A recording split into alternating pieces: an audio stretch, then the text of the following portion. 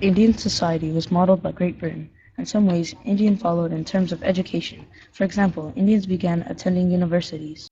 Indian elites also created organizations. The most famous example of this is Ramohan Roy's Brahmo Samaj. These organizations helped activism become more powerful and also helped India become independent.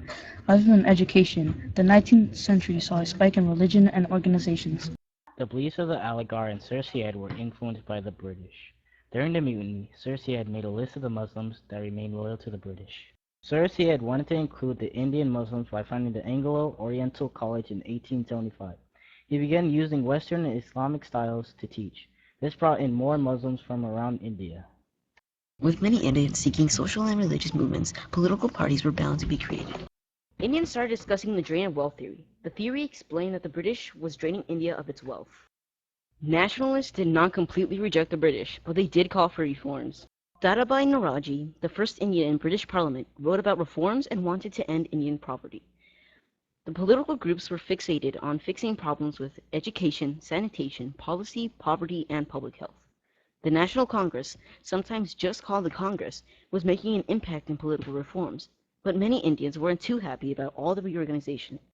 Syed Ahmad Khan was one that was not content with all the Congress's reforms. He believed that Muslims should not be left behind or exploited. The Congress worked for the betterment of the Indian population, but diverse groups of India required different groups of representation. Bal Tilak attempted to create a more radical political group. It relied on Hindu symbols and festivals as uniting factors of the Indian population. Tilak believed that the display of festivals would show the power of the Indian people. Through his endeavors, Tilak portrayed Muslims in a negative way.